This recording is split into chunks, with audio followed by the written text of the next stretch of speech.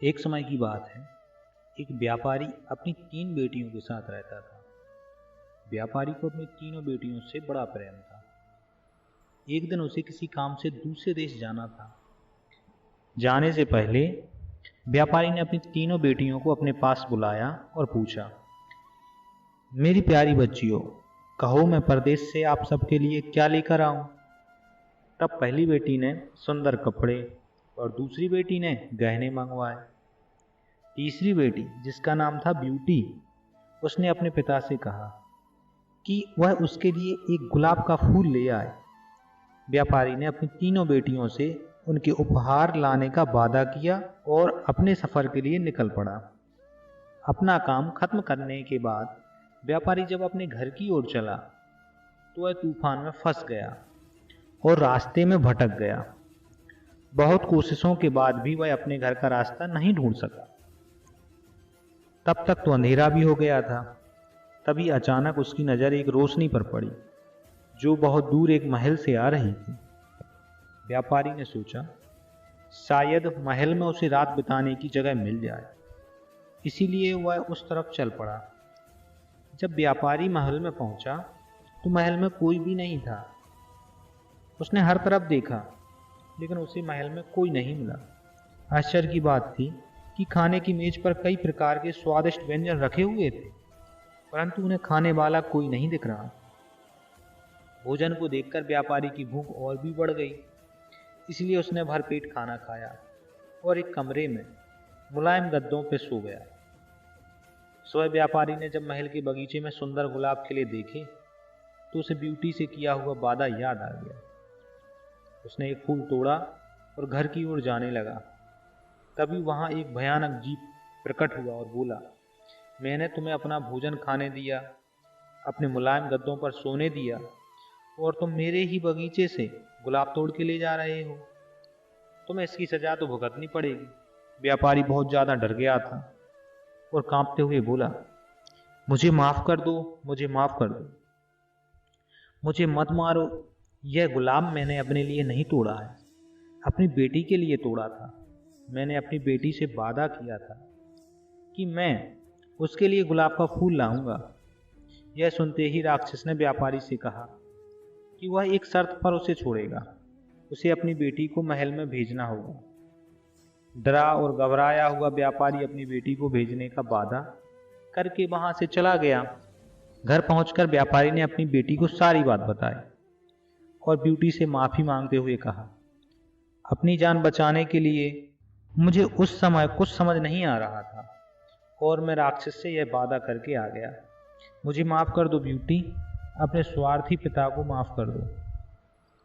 Beauty ने अपने पिता के गले लगते हुए तसल्ली दी और कहा, आप बिल्कुल परेशान ना हो पिताजी, मैं आपका किया हुआ वादा जरूर निभाऊंगी। ब्यूटी जब महल पहुंची तो वह बहुत घबराई हुई थी। राक्षस का भयानक चेहरा देखकर वह बहुत डर गई थी, लेकिन राक्षस ने उसे खुले दिल से स्वागत किया। राक्षस ने उसे रहने के लिए अपने महल का सबसे अच्छा कमरा दिया और जब ब्यूटी आग के सामने बैठकर कढ़ाई करती तब राक्षस उसके पास घंटों तक बैठा रहता और उसे निहारता रहता। धीरे धीरे दोनों को एक दूसरे का साथ अच्छा लगने लगा था और वे अच्छे दोस्त भी बन गए थे। अब वह दोनों सारा दिन एक दूसरे से बातें करते रहते और खुश रहते थे। राक्षस को ब्यूटी बहुत अच्छी लगती थी और वह उससे शादी भी करना चाहता था, लेकिन डरता था कि ब्यूटी एक राक्षस से कभी शादी नहीं करेगी। बड़ी हिम्मत जुटाकर एक दिन उसने ब्यूटी से अपने दिल की बात कहने का फैसला किया। जब वह ब्यूटी के पास पहुंचा तो देखा कि ब्यूटी अपने पिता को याद करके बहुत उदास है। उससे ब्यूटी की उदासी देखी नहीं गई और उसने ब्यूटी को एक जादू शीशा दिया जिससे वह अपने पिता को देख सके।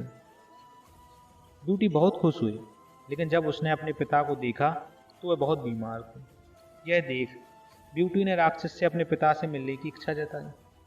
राक्षस ने उसे पिता से मिलने की इजाज़त दे दी और 7 दिन में वापस आने को कहा। ब्यूटी ने तय समय में आने का वादा किया और अपने घर चली गई। ब्यूटी को सामने देख व्यापारी बहुत खुश हो गया और जैसे जैसे उसे पता चला कि राक्षस देखने में भले ही क्रूर हो, लेकिन वह दिल का बहुत ही नेक है, दयालु है, व्यापारी की सेहत और सुधरती गई। परिवार से मिलने की खुशी में 7 दिन कब निकल गए ब्यूटी को पता नहीं चला। एक दिन ब्यूटी ने सपना देखा कि राक्षस की हालत बहुत खराब है और वह जल्दी ही मरने वाला है। तो अगले दिन वह महल वापस आ गई। उसने पाया कि राक्षस बगीचे में बेसुध पड़ा हुआ था, जैसे वह मर चुका है।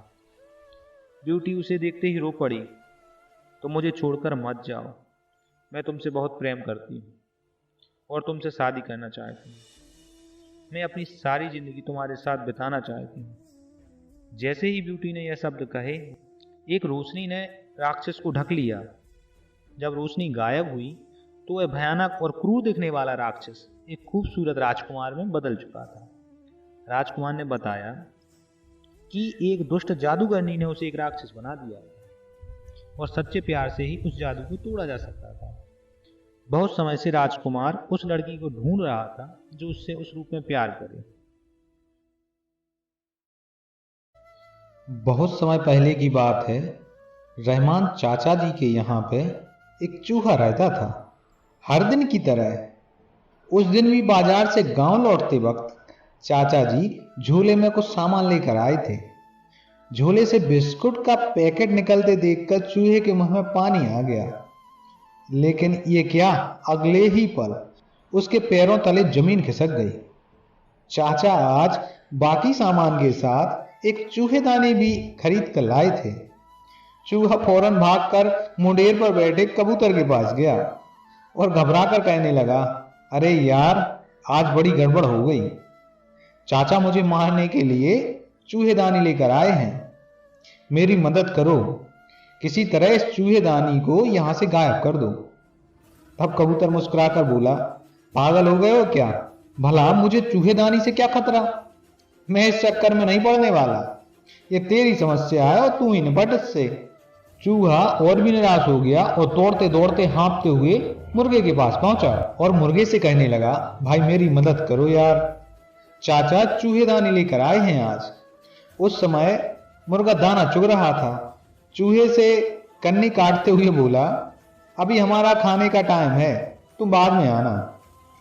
अब चूहा भागा भागा बकरी के पास पहुंचा और यही सारी बातें उसने उसको भी बताई। बकरा जोर जोर से हंसने लगा और बोला, यार तू पागल है क्या? चूहेदानी से तुझे खतरा है, मुझे तो है नहीं। और तेरी मदद करके मुझे क्या मिलेगा? मैं कोई शेर तो हूं नहीं जो शिकारी मुझे जाल में फंसा लेगा और तू मेरा जाल कुतर कर मेरी जान बचा देगा। और ऐसा कहकर बकरा जोर जोर से हंसने लगा। बेचारा चूहा बहुत उदास मन से अपने बिल में वापस चला गया। रात हो चुकी थी। चाचा और उसका परिवार खाना खा के सोने को तैयार था। तभी खटाक की आवाज आई। चाचा की छोटी बिटिया दौड़कर चूहेदानी की ओर भागी। सभी को लगा कि कोई चूहा पकड़ा गया होगा। कबूतर, मुर्गे और बकरे को भी ऐसा लगा कि आदत से मजबूर चूहा खाने की लालच में मारा गया। लड़की पलंग के नीचे हाथ डालकर चूहेदानी खींचने लगी। तभी हिस की आवाज आई। ये क्या? चूहेदानी में चूहा नहीं बल्कि एक जहरीला सांप फंस गया था और उसने बिजली की गति से फुफकार मारते हुए बिटिया को काट लिया था। बिटिया की चीख सुनकर सब वहां इकट्ठा हो गए। रहमान चाचा सर पर पैर रखकर पड़ोस में रहने वाले ओझा के यहां भागे गए।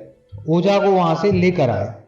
ओझा ने कुछ तंत्र मंत्र किया और बिटिया के हाथ पर एक लेप लगाते हुए बोले, बच्ची अभी खतरे से बाहर नहीं है, मुझे फौरन कबूतर का कंठ ला कर दो।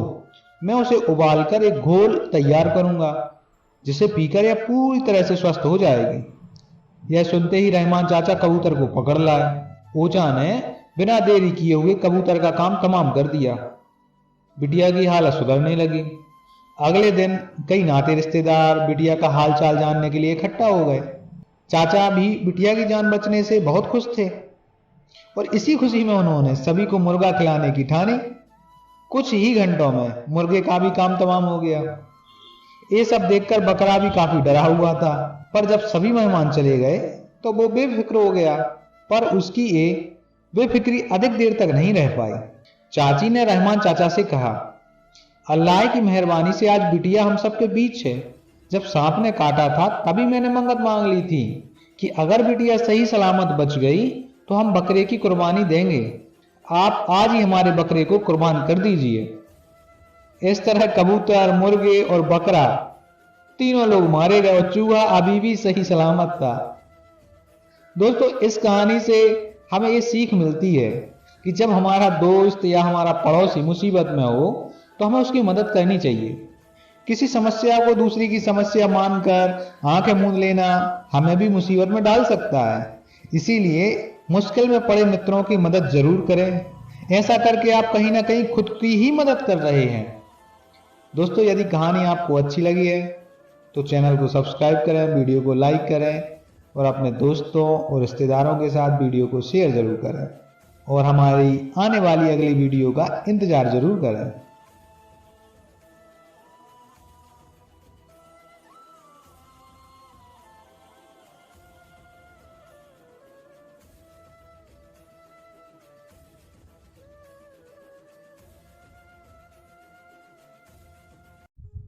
इसी गांव में दो साधु रहते थे।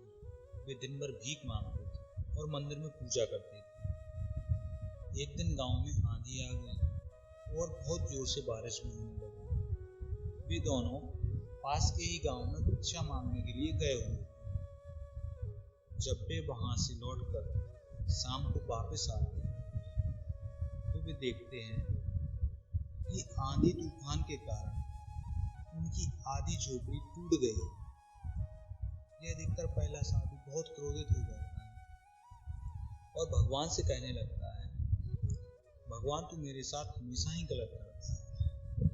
मैं दिन भर तेरा नाम लेता हूँ, मंदिर में तेरी पूजा भी करता हूँ, फिर भी तूने मेरी झोपड़ी तोड़ दी। गांव में चोर भी हैं, लुटेरे भी हैं, झूठे व्यक्ति भी हैं, उनके भी तो मकान हैं, उनके तूने मकान क्यों नहीं तोड़े? बेचारे हम साधुओं की झोपड़ी तूने तोड़ दी। ये तो तेरा बहुत बुरा काम है। हम तेरा नाम जपते रहते हैं पर तू है कि हमसे प्रेम ही नहीं करता। ऐसा वह भगवान से कह रहा था। तभी दूसरा साधु आ जाता है और झोपड़ी को देखकर खुश हो जाता है, तो नाचने लगता है और कहता है, भगवान आज विश्वास हो गया, तू हमसे कितना प्रेम करता है। ये हमारी आधी झोपड़ी तूने ही बचाई है, वरना इतनी तेज आंधी और तूफान आया था कि सारी झोपड़ी उड़ जानी थी, लेकिन तूने हमारी आधी झोपड़ी ही उड़ने दी। आधी झोपड़ी तूने बचाए रखी है। ये तेरी ही कृपा है कि अभी भी हमारे पास सर ढकने को जगह है। निश्चित ही ये मेरी पूजा का फल है। कल से मैं तेरी और पूजा करूंगा। मेरा तुझ पर विश्वास अब और भी बढ़ गया है। मित्रों, एक ही घटना को एक ही जैसे दो लोगों ने कितने अलग अलग ढंग से देखा। हमारी सोच हमारा भविष्य तय करती है। हमारी दुनिया तभी बदलेगी जब हमारी सोच बदलेगी। यदि हमारी सोच पहले साधु जैसी रहे तो हमें हर चीज में कमी ही नजर आएगी, और यदि हमारी सोच दूसरे साधु जैसी रहे तो हमें हर चीज में अच्छाई नजर आएगी। दोस्तों, हमें दूसरे साधु की तरह कठिन परिस्थितियों में भी अपनी सोच को सकारात्मक रखना है, पहले साधु की तरह नहीं। दोस्तों, यदि हमारी कहानी आपको अच्छी लगी है तो इसको लाइक जरूर करें और दोस्तों के साथ शेयर करें।